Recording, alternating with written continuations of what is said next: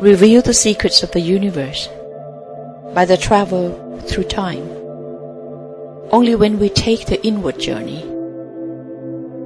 will we discover the true universe, the forgotten truth about the self, the supreme and the eternal world drama. Find your answers from the experienced traveler, Sr.Denise Lawrence, senior teacher over 40 years from Brahma Kumari's World Spiritual University. Thursday, commencing the 4th of June.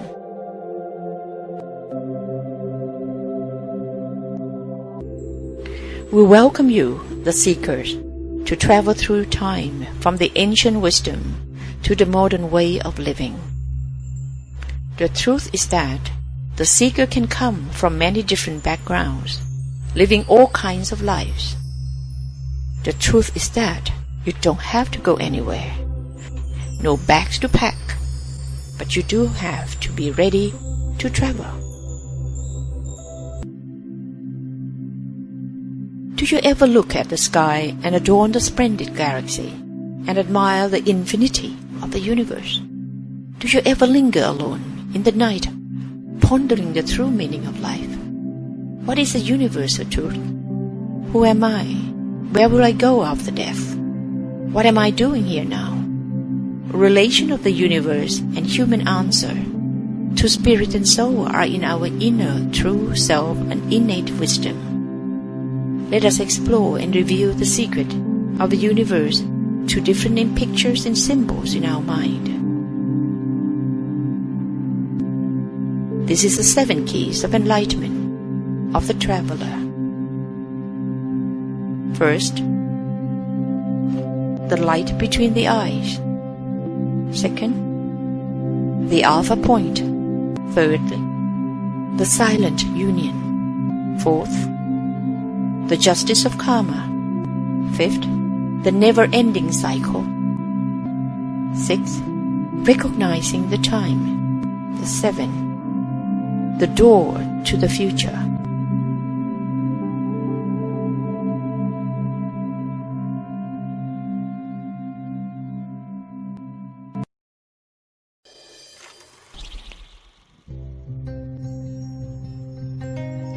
In the darkness and chaos of this world, where do I find the guiding light?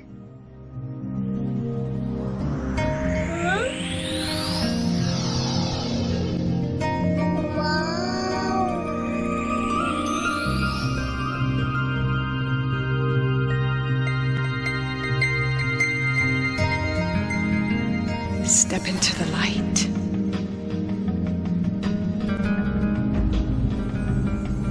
Fill yourself with might.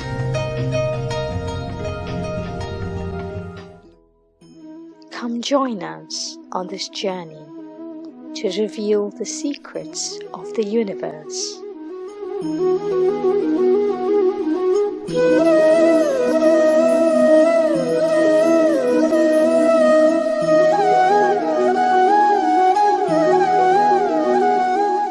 Accompanied by Sister Denise from the UK and Sister La from Thailand.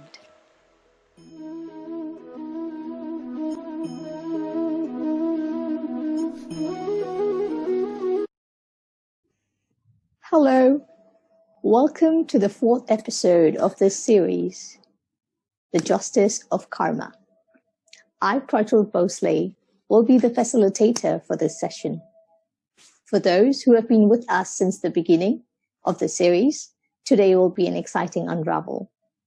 Many of us have heard of this word karma, but not many of us know how does this word apply to our reality. What is karma? The sorrow that we see in this world, more so in today's time, is it the result of karma? Today, in this session, we are going to unravel all the secrets and deeply understand the justice of karma. On this journey to unravel the secret, we will be accompanied by Sister Denise. For those who have not met Sister Denise yet, who will be seeing her for the first time, she comes from the UK. And as you'll see, she's a walking encyclopedia of Eastern wisdom. And the way she beautifully shares it with a modern outlook is amazing. She had embraced Raj Yoga meditation, taught by the Brahma Kumari's World Spiritual University at the age of 23. Since then, she has traveled across the globe, captivating audiences and enlightening them with her unique depth of knowledge and wisdom. Sister Denise is among the few pioneer thinkers of our generation. It's a pleasure to have you, Sister Denise, again on this session. And we also have another pioneer thinker from the other side of the world, Sister Lau, with us today from Thailand. She'll be also joining us in this session.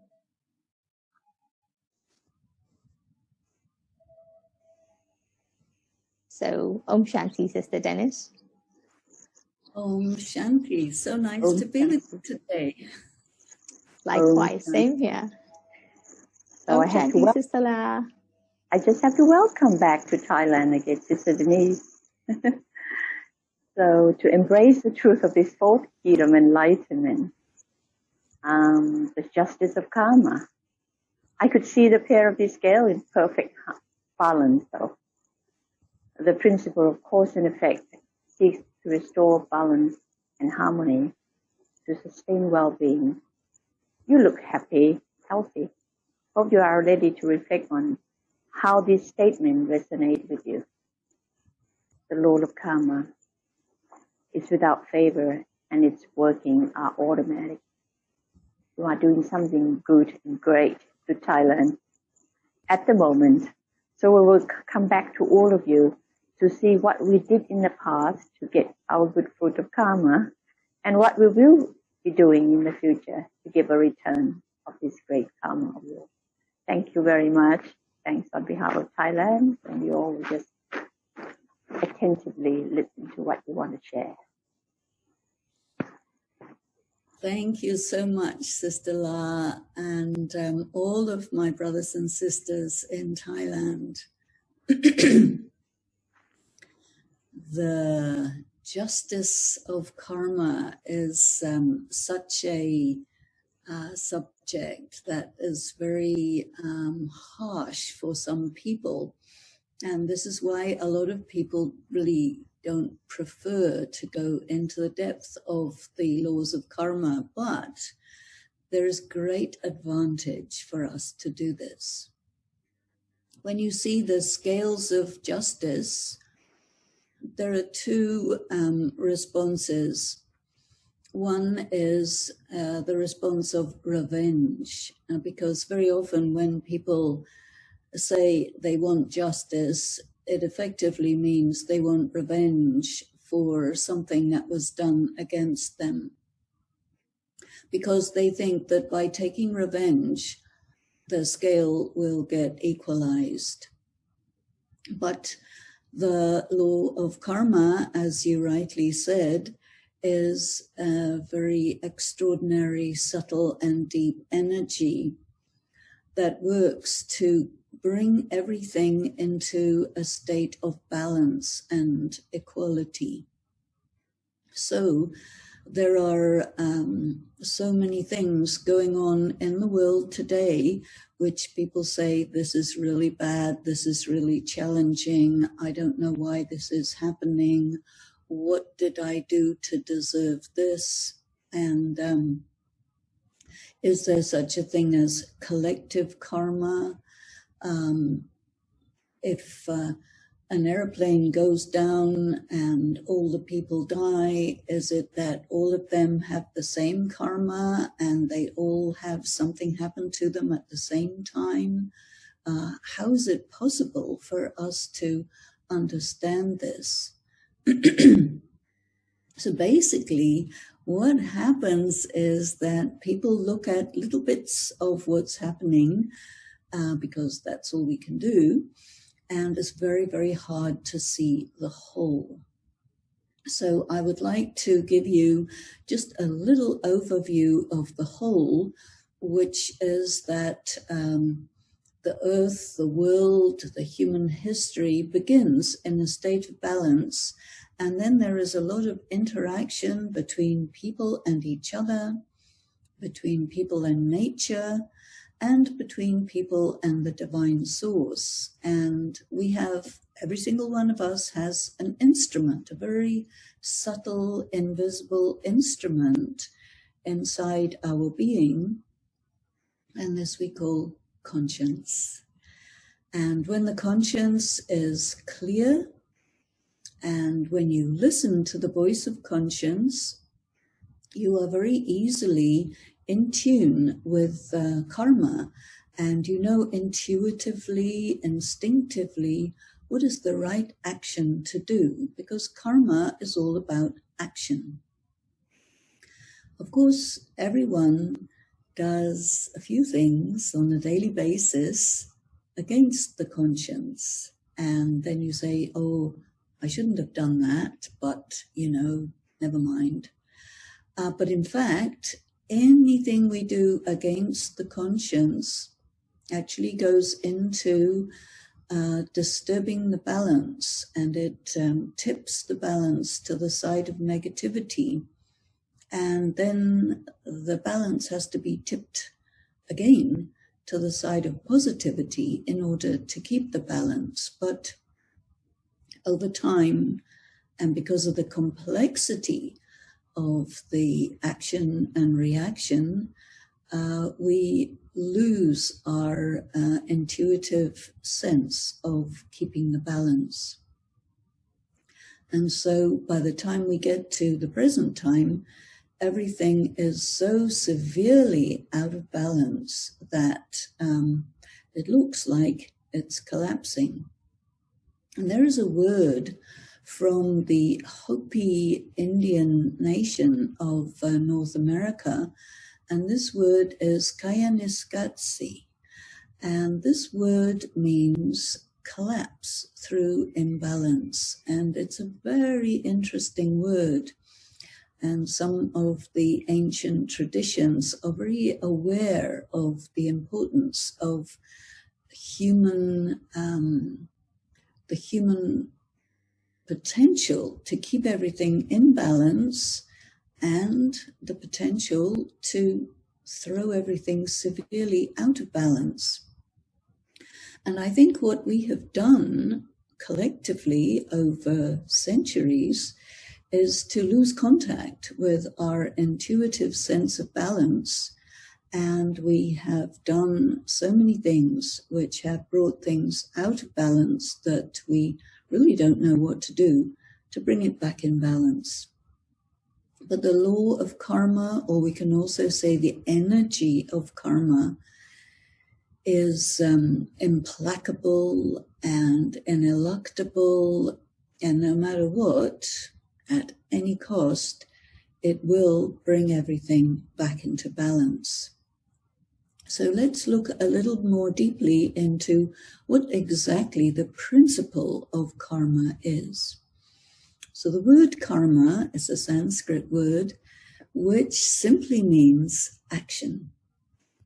And action could be a deed that you do. It could be a word. It could be a thought. And among words, it could be written or spoken. So these are all karmas.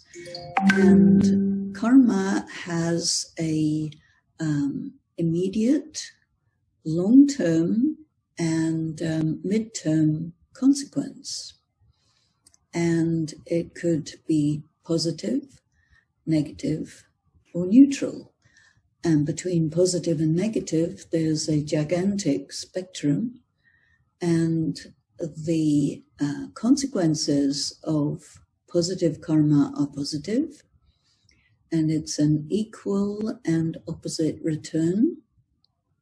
In the same way, the consequences for negative karma are negative. And this is also an equal and opposite return. And the return could be immediate. It could be later on in this life.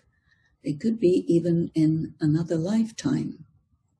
So the concept of karma is also linked to the concept of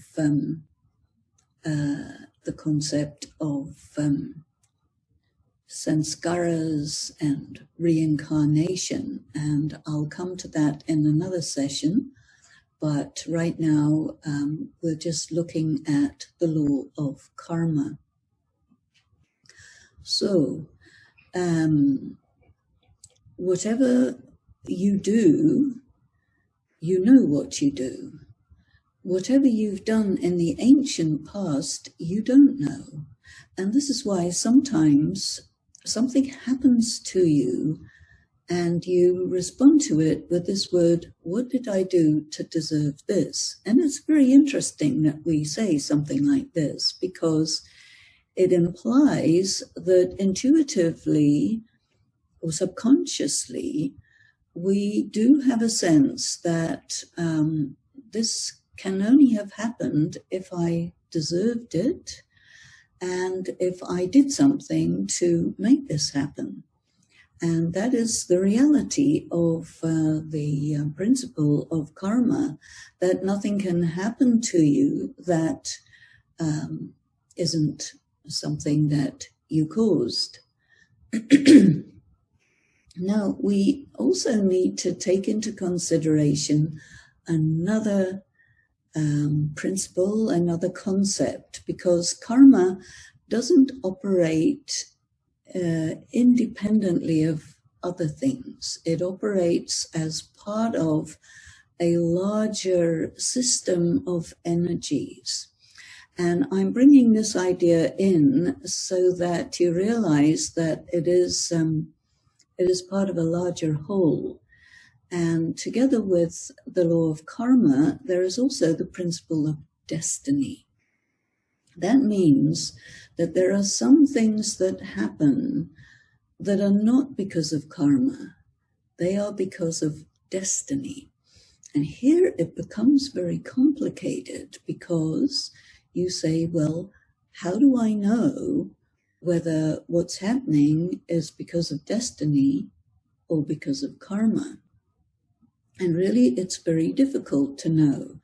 And so there are some other principles that I would like to introduce here that you can apply because they're helpful. So, when something very challenging happens, which of course happens to all of us very often, what should be, or what could be, the best immediate response? And what I believe is that it's better for us to say that this is happening because it's a test. So you have the idea of test, the idea of destiny, and the idea of karma, and they're all operating together. So if I'm being tested, what is testing me? Who is testing me? Why would I be tested? What's that all about? So the idea of a test is because we can also say that the reason why we're living what life is a university. And so we learn many things and we also get tests. So I think that it is really very positive, very productive to give an instant response to what is happening, especially what is negative that's happening, to say to the self, okay, this is happening to test me. Because if you say this is happening because I did something bad, then you will immediately go into a little bit of a weak state spiritually, and that is not good, because you will not be able to handle this test or this consequence of karma. So this is why I suggest that the instant response, I'm talking very practical terms here, the instant response should be, it's a test. And while the test is going on, you're dealing with it. And when you meditate, one of the side effects is that your powers of intuition get sharpened up and heightened. because you're restoring some original characteristics that got lost or rusty along the big journey of life through the cycle of time. And so you're passing your test, etc. Another principle that you must also bear in mind is that these tests may be of very short duration, or they could be of quite a long duration. And so that there's a pressure or a challenge that's being applied to you by circumstances which you find is quite hard to bear, to manage, because of its long duration. It could be an illness. It could be a relationship problem. It could be a financial problem. It could be certain situation to do with the environment. All of us are handling consequences of climate change, and for many people, there are problems with agriculture and so on. So many, many different types of challenges are facing us. And as we grapple with our various challenges, along the way, we look at the element of karma, and we can see quite clearly that our tendencies, our personality characteristics, which we also call sanskaras, these are connected with karma. It's quite a complex concept. So when you do something, every time you do that thing, it reinforces that personality trait. So when a challenge comes along and appears in front of you and takes the form of quite a big test, you will also see that certain of your personality characteristics actually make the situation worse. And sometimes, because of your sort of default reaction, you respond to your challenge in a way that is really negative or counterproductive or makes the situation worse. And then you reinforce that personality characteristic, and you actually cause the negative karmic consequence to become more intense and of a longer duration and more painful. So one of the reasons why we look at the knowledge of the philosophy of karma and the aspect of it being an instrument of justice, an instrument of making everything equal, is that it tells us very clearly, and we have to get the message, that this way of behavior, this personality trait that we have developed, is a negative one. And the proof of it is that it makes us suffer. But sometimes it takes us a while to get the message. And along with negative karmic consequences comes pain and suffering. And actually, pain is a messenger. Suffering is something that we really don't like, but which blinds us a bit. So in spiritual practice, we need to be able to realize when some pain is being applied to us by circumstances. We have to endure that pain, manage that pain, because that pain is giving us a message. And the message is, if you carry on acting in this way, then you are going to get more and more pain until you get the message to handle your response to situations differently. And So that would be, you need to interpret your behavior in that situation, see that your behavior is not serving you well, and you have to think, what could I do differently which would make this type of situation, this recurring test, turn out differently? Because once we pass our test, then we might have to take it a couple of times more just to make sure we got the message. But then we don't need that test anymore because we got the point. And it's all about having balance in our relationship with ourselves, with the divine supreme being, with the natural world around us, and above all, with people. So, what is the ideal approach that we should have to any other human being from the angle of the laws of karma? So what we are told is that all souls, we're all souls, and all souls have a fraternal relationship.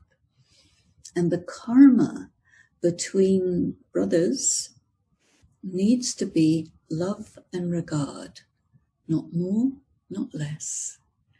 So if we get this absolutely right, then we will have love and regard with each other. So, what does it mean to have love and regard? That means that my behavior towards another person hasn't got to be because of that person, but it has to be because of me. So that means I need to be attentive on my own karma. My karma is the important one because every karma that I do is a seed. Everything that I experience as a consequence of my karma is a fruit. So my action has to be at the level of thought, word, and action. My action has to be planting good seeds. So there is a spiritual practice for this. The circumstances that we are in are challenging.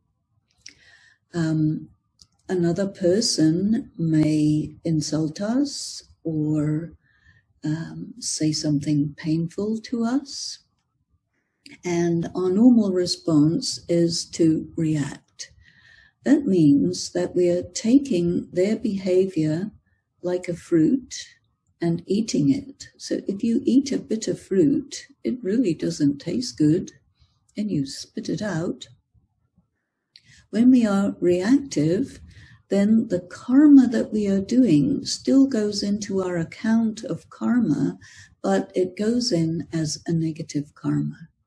So we need to have spiritual power so that we are performing actions that correspond to who we are, rather than actions that correspond to people who may be trying to challenge us or provoke us. So this is real spiritual power. So real spiritual power means I continue to behave as I am. That means I operate on the basis of my personal inner powers and my personal virtues. This means that in terms of the field of action, the field of karma, I am playing a leadership role. So whatever the circumstance is, by my own personal power, I am handling it such that I do not come under the influence of circumstances which makes me behave according to the circumstances. Then I'm not a leader. But if I stay in my personal power, I see whatever this is, some kind of test, some kind of provocation, or even if truly it is a form of suffering that I need to pay for something I must have done in the past, regardless of that, I must be in my power and in my state of virtue so that I am proactive and the circumstances that ensue correspond to my positive karma. And then I can ensure that the fruits of what I'm doing, even if it's under duress, but those fruits will be sweet, those fruits will be good. So this is the key in terms of the practical aspects of the laws of karma. Now there are some other interesting aspects because the knowledge of the philosophy of karma is quite deep, quite interesting. What we do has a consequence on our health, our circumstances of living, who we get born to, the family we get born into, the kind of body we get, the kind of intelligence we have, the different talents that we may have. All these things are part of our karma.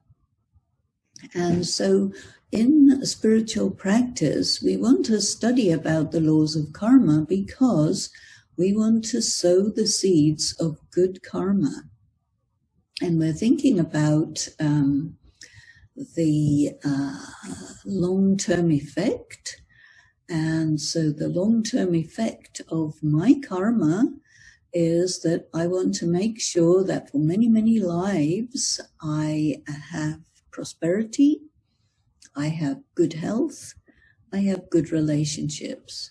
And I think most people would agree that these three, health, wealth, and prosperity, are very important ingredients for happiness. So what can you do so that you can ensure that you have good health? And nowadays we are in the circumstances of coronavirus, and there's so many things that are there to produce bad health, and we need to make sure that we are in the best possible state. So anything you do to care for somebody who's not well, to donate for medical purposes or a hospital or whatever, all of this will go into our positive karma, and we will receive the consequences of that in the form of good health. How do we become clever? How do we gain intelligence?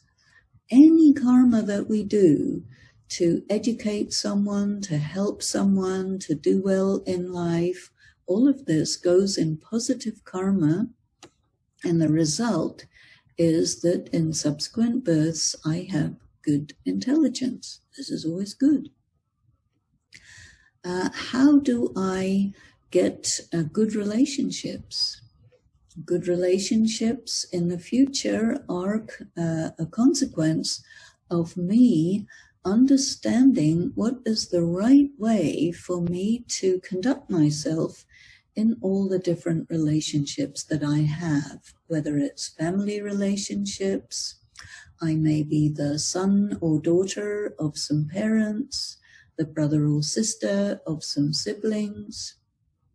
There are many complex family relationships, neighbor relationships, professional relationships, community relationships. So in every case, let me be as loving and regardful as corresponds to my inner essence.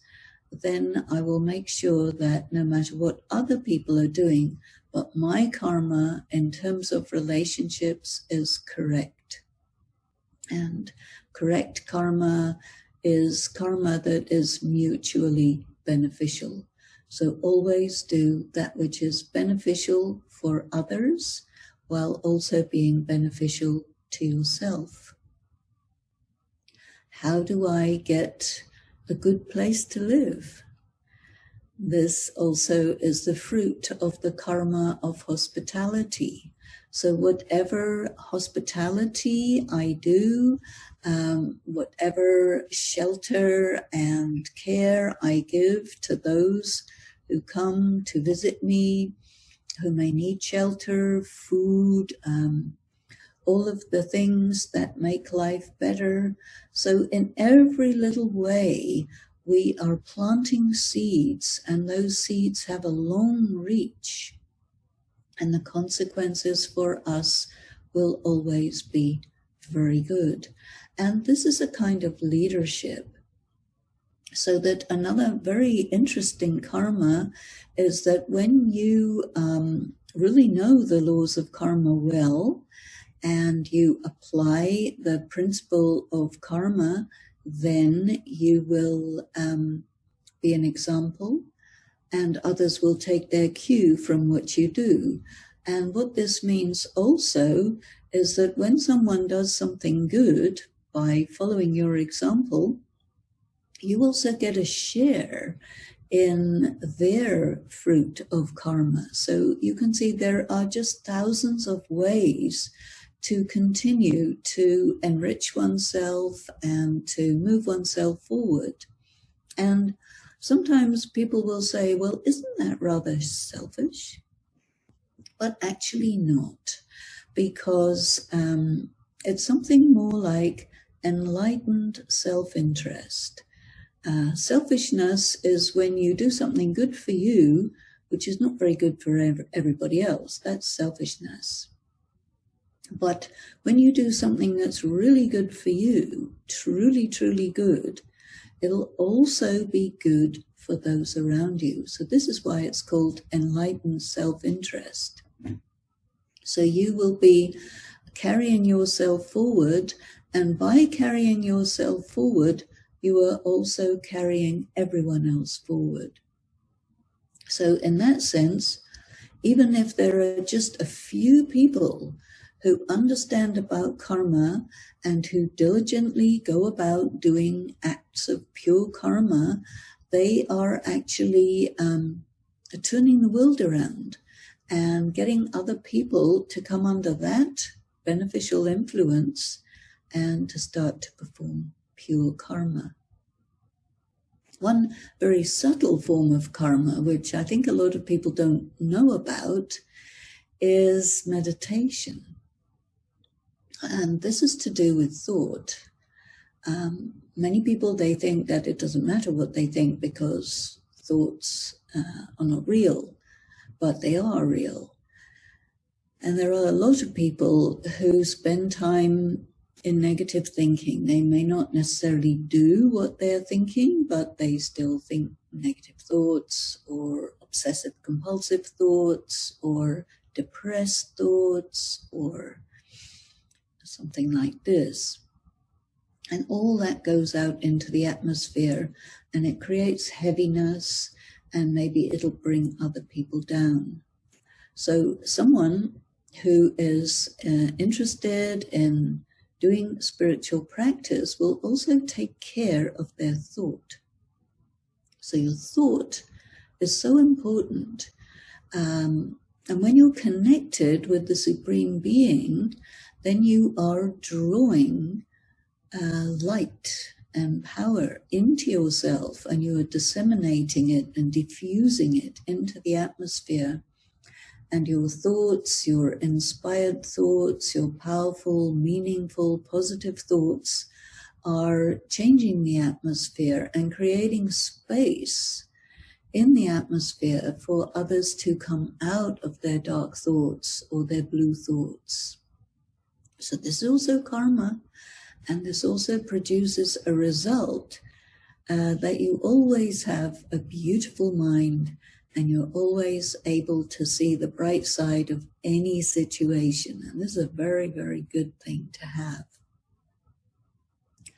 there's one thing that is also karma that a lot of people really don't know, and that is the aspect of not taking sorrow, not taking in negativity. But yet, when somebody does something unpleasant to you or unkind to you, it's absolutely normal to feel hurt by it, to feel bad about it, to take it in, to get injured, and this is also a karma. And so karma philosophy tells us about this too. And it says, even if someone wants to make you feel bad and say unkind words to you or do unfair, unjust, unkind actions, be neutral. Don't take it in. Don't take sorrow from it, because it's an option. And if you do take it in, it becomes a negative karma that you did because you accepted it, you allowed it to go in, and you will suffer the consequences.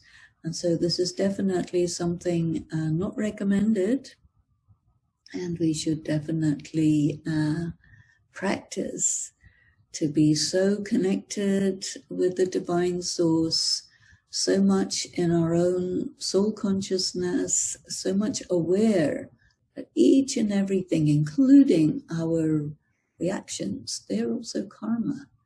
And we must be careful and plant good seeds, pure seeds, because whatever seed we plant, we will have to take the fruit of it. So one thing that's very important is to distinguish the karma from the destiny. So the destiny is that there are things that happen. There's nothing to do with you.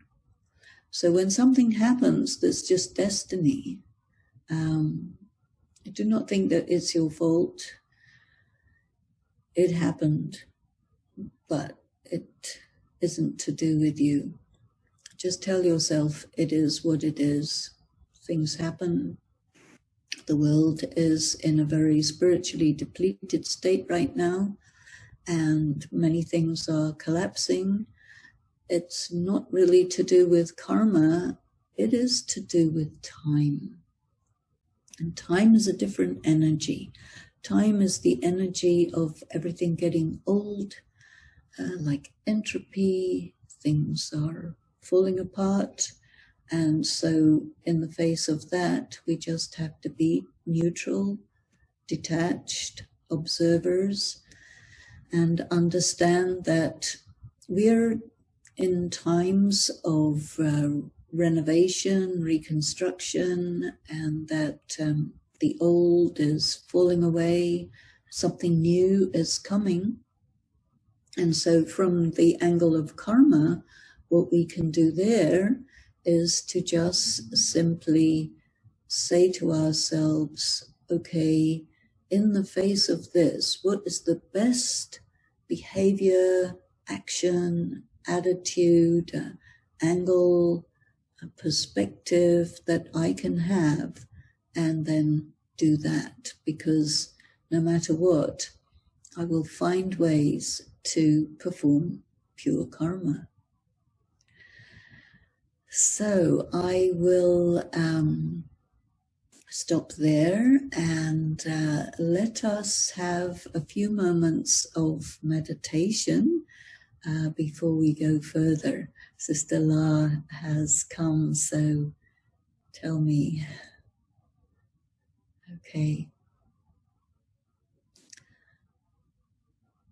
Okay, so you spotlighted the Shiv Baba. You haven't been spotlighting me for quite some time, so you haven't recorded me. Okay. So let us come together for meditation. And first of all, just let yourself turn within and really feel the self as a tiny point of light, pure consciousness, a soul. I, the soul, act through this body. What am I? A light, a being that is pure and peaceful. I am a power. I have the power to do whatever I want. I act through this body. And for a short while, let me detach from this body. Think about myself, the seed. The soul is a seed that expresses itself by actions through the body, through the mind, through the behavior.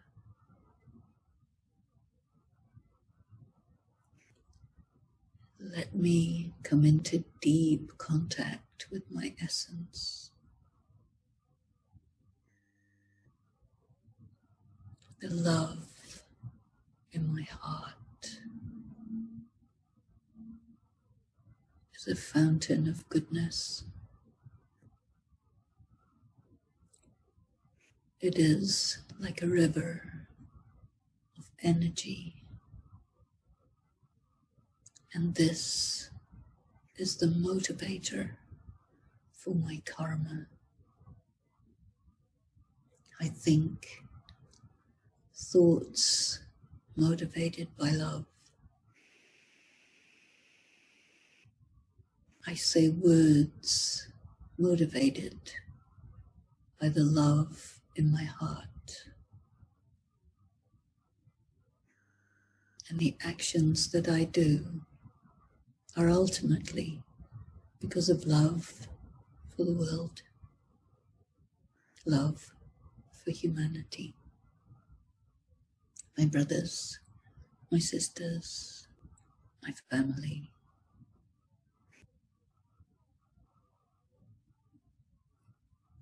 Let me move to the dimension of light, where I connect with the ocean of love himself.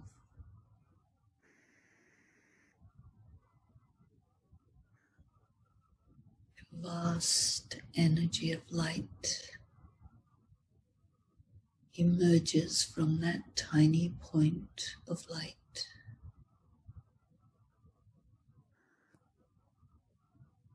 And this is my treasure store.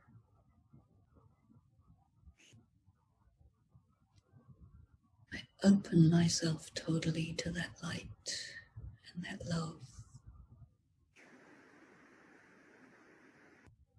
I become like a conduit, drawing that love into myself, filling every last nook and cranny of my being.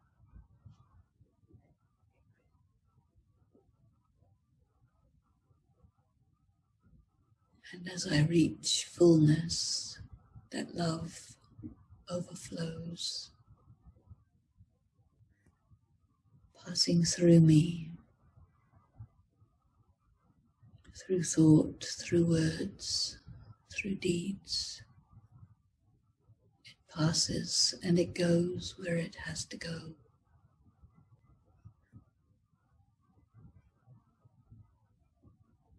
I become almost independent of these actions. As a conduit, I just am open and let everything work through me. Everything that is the heart's desire of the highest one for his, her children, for the world, the natural world, the elements, the beings. Let that flow and reach every space. Heal every broken heart. Repair every painful memory. And make us all whole once again.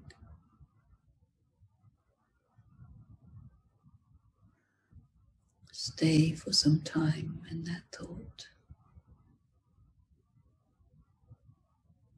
Let that energy pass through. Loving, healing, empowering energy.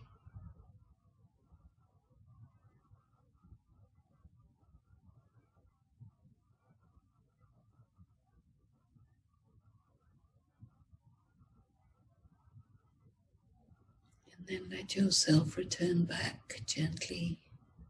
Reconnect with your body. And keep that connection while talking, walking, doing things, interacting.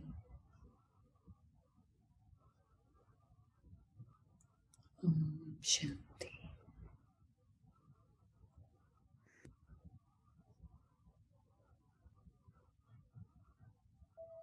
Shanti, sister. That was a very peaceful experience. And as you nicely put, that whatever we do it with love and regard.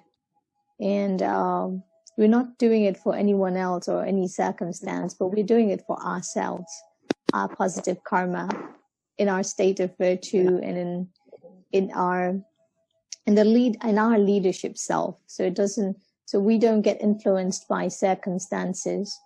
It kind of changes one's mentality from being a victim to a victor in control. Sister, but since childhood, I have sometimes listened to this, that if you do something wrong, then God will punish you. So be careful and do something right. We often hear this, that if you perform sinful actions, then you will be punished by some supreme power, God. So what role does God play, if any, in our karmic account, in the law of karma?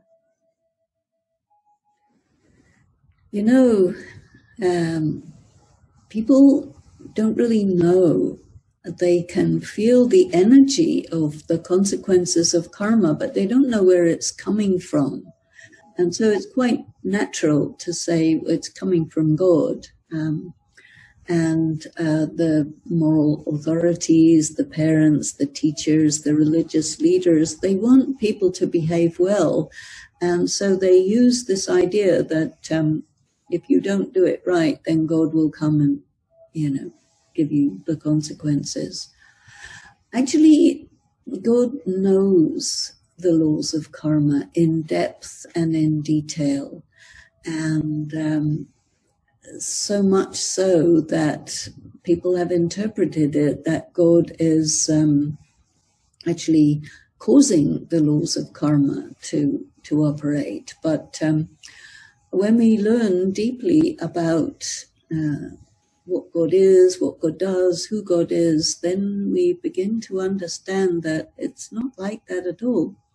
God says, I am your mother and father. Why would I punish you? I love you. Negative karma brings its own negative consequence. Positive karma brings its own positive consequence. So I think that the people in authority have taken it upon themselves to interpret this idea that if you say, well, all the good things happen because I'm good, then they say, well, this would be ego. So it would be better if you say that God gave you the fruits of your good karma, and then it has to be the other side as well, that God punishes you. So this is how it all came into being. But now that we're studying these things, we can realize that the machinery of karma operates by itself, and we need to understand it. So the more we are close to God and studying with God, the more we will understand the laws of karma. So this is how I think somehow they all got mixed up, but now we have to get clear. That was indeed a good clarification. And I do remember the physics law that every action has an equal and opposite reaction. Sister, but now as we are understanding the laws of karma, we understand, okay, this is positive karma, this is negative karma. And in this life, in our past, we must have done a lot of negative karma. And that kind of sometimes comes as a burden to us. So how do we settle if that negative karma, if not, as you mentioned, that every action is a seed and eventually it is going to come back to us. So if we know that we have performed negative karmas in our past, how do we do the wrong right? Or how do we make it into a positive karma, if it's possible? It's very possible, very possible. And what we learn is that there are three ways in which you can settle karma. So one way is by suffering, by illness, by losing everyone and everything, all the different painful circumstances that happen in life. Whenever you're suffering, you're paying. And when you've paid enough, then your debts are paid off. So this is the way that people normally settle their karma. Another way is through visions. This is something that people don't really know about. But when you die, you leave your body, the soul doesn't die. And after that, the soul can experience quite painful experiences, which is another way that you can settle karma before you can then move on. But the most highly recommended way, the least painful way, is through meditation. And now exactly how does this work? This is really quite an in-depth concept. When you take energy from God, that energy can be applied in a number of different ways. And one of the ways is endurance. So you experience some kind of illness. And along with that illness, there is suffering, there is pain, there is distress. But the energy that you have taken in meditation can be applied to completely neutralize your suffering, pain, distress, so that you go through that illness very, very easily. So this is one of the ways in which meditation finishes your karma. Another way, sometimes people experience mental distress, emotional pain. These can be very, very hard things to bear.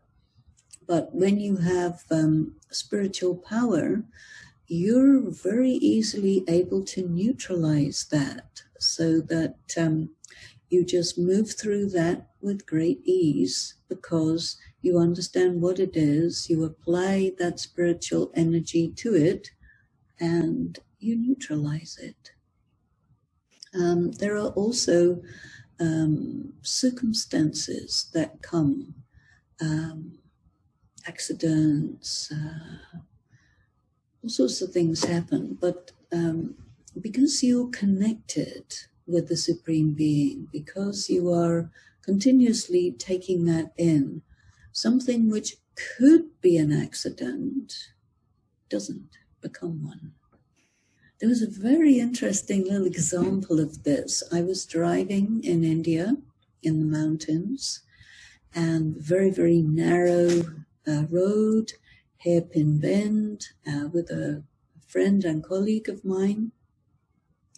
And we were driving on the side of the road that goes straight down, precipice down the bottom of the mountain. And along came a car at very high speed in the opposite direction, and more on our side of the road than its own. So everything was set up for us to be actually pushed over the side of the mountain. And we had about a quarter second in which to deal with it. But I experienced a very extraordinary thing. That time really slowed down. I was absolutely in my spiritual connected state. And I understood that I had about 2 millimeters of space, that I could actually get through that space without getting hit by that car or without falling off the side of the road. And we sailed through with these 2 little millimeters on either side. And we looked at each other afterwards and said, wow, that was, because of our connection with the Supreme. So this is just a little example of how your meditation will somehow extraordinarily transform a really potentially bad situation into something really smooth and easy. And I think this is also one of the ways in which meditation finishes off karma. That was very nice, the experience that you shared, the close call. I'm glad that because of your spiritual connection to the Supreme, you're safe with us today. Sister, there's this common query that the karmas that we do right now, does it have any effect on our afterlife? And as a matter of fact, does it the karmas that we do, the situation that we are, does it also come from our previous lives? If that has a relation, and how does that work with our previous life and our afterlife? Well, definitely, it's absolutely connected. Whatever we are now is the consequence of the good things and the bad things that we have done. So it's a mixture. And we, in the spiritual practice, we learn about that there's a kind of another time zone. We're going to look at that in another episode, but we call it the confluence age. And we operate in 2 kinds of consciousness. One is body consciousness, the normal default consciousness of everyone. The other is soul consciousness. When you're in soul consciousness, you're in the confluence age. When you're in body consciousness, you're in the regular, what we call the iron age. And when you're in the confluence age, in your mind and in your attitude, every pure action that you do has much more than just a 1-for-1. You do one good thing, you get multi-million times good consequences. You do one bad thing, multi-million times, the finger will wag at you. And so this is also something that we want to do, because we're looking at the whole cycle of time, and we're looking at the laws of karma in the context of the whole cycle of time. And we are being taught that if you wish, you can neutralize the negative effects of karma from many, many births through your meditation and your study. And you can also lay seeds which will be having consequences for many, many births in the future. So this is something we want to take full advantage of as much as possible, because it's possible. So we try to do that. Yes, sister. Also, if I am doing everything right, I have the good intention, I have good thought, I'm performing good actions. And for example, if I help someone, for example, monetarily, give them money, and they use the money to perhaps I gave the person with good intention to help them out, but they use that money to do something bad. For example, smoke a cigarette or buy a weapon that eventually kills someone. So is it my bad karma as well? Do I also create bad karma with the person? Well, unfortunately, yes, you do.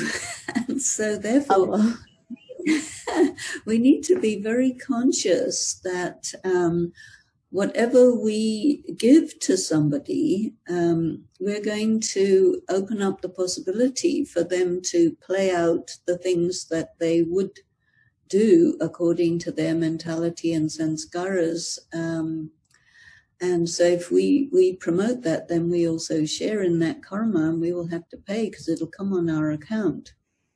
So therefore, we have to just be very conscious that whatever you do with someone, whatever you give, make sure that the consequences are going to be exactly what you expect them to be. And so if you're sensitive and smart, you can figure it out that if there's a drug addict on the street, and you say, here's a couple of dollars, go buy some food, they're not going to buy food, they're going to buy some more drugs. So it's actually, in that case, better to just give them some food if you want them to have food, because they won't go and buy it. You have to be intelligent about it. Very well, sister. The more that I'm listening to you, the more I'm getting this understanding that the karma, first I used to think that karma starts at the level of actions. But the more you spoke, I realized that it's even like on a subtle level. It starts with thoughts. And then what we think eventually becomes what we speak, and what we speak eventually then also automatically comes in our actions. So that was a very subtle but a very deep understanding that I got. And also, if now I would also like to invite Sister La, if there are any questions from our Thailand audience, and if she would like to ask this in the session. So I just wanted to make sure that you are here just to sow the seed, but you just reap the fruit. I don't know what it's like. But whatever seed is planted, bring its specific fruit. Thoughts, feelings, attitude, and actions are the seeds I hold in my hands. So, Sister Denise, I don't know what seeds you sow in this land or the whole world will get to listen to this eventually. And I think I really feel that after all, we all get the teaching from Brahma Kumari World Spiritual University, from the seed of truth himself, because the teaching is to share methods of meditation, and it is based on the intrinsic goodness of all of us. What kind of goodness has your seed of action sown before? That's why you found God in this institution. Now you found all of us to share things out of that seed of truth that we've been reaping the fruit every now and then. What kind of intrinsic goodness that you have that you can, not out of ego, I would love to hear from your heart. That's why God has chosen you to just really do something great now. Well, it's probably something like just still being childlike, innocent and pure, and something like that, because it's there in me. I think that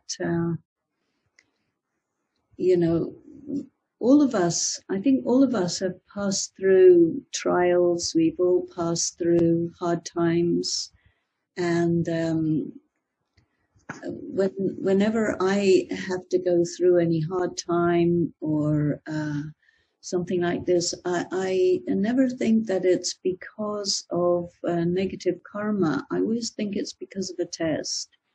And I always think that there's something for me to understand by this. And so I look for it. And I always try to be really true to myself, you know. And I feel that I'm blessed, I'm fortunate, I have everything, I don't need anything, I have beautiful, lovely friends and people in my life, so I don't really have any reason to do anything other than try sowing good seeds. Beautiful. Lucky us, lucky Thailand anyway. But the year has passed so quickly, and I can hardly remember the entire journey to this point. But I know I have something left to transform. And you keep on and on saying something, okay, you have to go through something as called pain or something like a need to be healed. So I understand that, you know, each and everyone needs to go through that settling of karma. What would you like to heal in your life then, if you think you've been doing a good karma, but at the same time, without knowing who you are, and then without knowing what you did, but up to now, you know, everyone have to go through the settling. If you can recall, what would you like to heal in your life? I think, you know, when you're I'm a very highly sensitive person. So I think, you know, the heart has wounds to heal. And so that is there. And I also think it's to do with, you know, coming into your power, because otherwise sometimes you kind of keep yourself hidden away or keep yourself down, something like this. Giving yourself the permission to shine, to be free, to share your treasures, and not feel the need to hide away like that. Yeah. So pain is at the must. You said once publicly in front of me and others, like, oh, all of us have to go through pain, something like that, or suffering.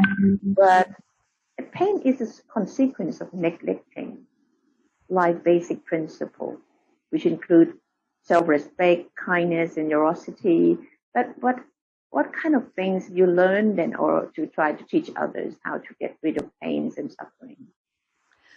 Well, actually, I had many years with severe migraine, and during that process, I learned that pain is a great friend and a great teacher, and we should never try and get rid of it, but let it be with us and open yourself out, even let it claim you so that it can deliver its message, because there is a legacy of strength and wisdom and greatness that is to be received through the wonderful teacher pain. So I remember once you were with me in the car in Thailand in the middle of Bangkok, maybe the first time, and it was really stamped in my head and my heart. We were stuck in a road, and that also the longest time I stuck with you in the road in Bangkok. And we were talking, wow, what kind of karma we did in Thailand or in Bangkok itself. The traffic is so bad. And you were telling us that you really have to use time in a worthwhile way, something like that. That's why we spend a lot of time in the traffic. What does it really mean? Because in the moment, it's like the whole world, particularly in the capital city, it will be traffic jams and all this. What sort of thing do we learn from that comments of yours? I don't know, but I remember that, and it was the king's birthday, and that was, I don't know. That's really bad traffic. Yeah, I think so. But you know, we in our studies we learn something called the power of transformation. So something comes to us; it looks like a bad situation, a challenge, an obstacle, But, you can just look at it in another way and turn it to your advantage. And so we enjoyed quality time together, and there was nothing else that we could do. So we just have to surrender to it and take the benefit that was there. Yeah, that's great. But if that at the moment the whole world experience chaos of nature, the calamity is coming or lots of things happening, I may have explored the benefits of the nature in some way, but then you feel sickness in the mind or the body, or maybe the effect of wrong food or wrong thinking, as you say, cannot afford to have negative thinking. We really have to learn to be positive all the time. But the principle of cause and effect seeks, as I said at the beginning, to restore balance and harmony to sustain well-being. This law of karma is not actually about punishment, but it is a mechanism of the universe to reconcile and restore order. So it's really a good lesson learned from you today. So when I realize that everything I've expressed has a return, so I can choose my seed carefully. So what were the last words of you, so we can really learn to sow that seed according to your advice, for this particular moment as a whole world facing some catastrophe or something that we need to learn. What kind of seed we should sow? Of course, you said meditation is the best method to connect with God. But some people have a different kind of meditation, not connecting with the seed of truth. What can we see in the future without connecting with the seed of truth? I think we have to be absolutely flexible. When the food we expect is not available, then have different food or have less food. When there's not water available, use less. When you have to stay home, take advantage of it. There are ways of interpreting every situation in such a way that you take advantage, and practice from now to take advantage from all the things that appear to be disadvantageous, but they contain a gem, a beautiful seed inside. I'm reminded of the story of the Chinese very expensive bowl that was broken, and someone lovingly and patiently put all the pieces back together and put it together with gold, so it became even more beautiful than when it was whole. So even the broken things can become part of something beautiful that you add to yourself. And just know that contained in everything there is something really valuable and good, a gem for you. Thank you very much. I think we take a lot of time from you.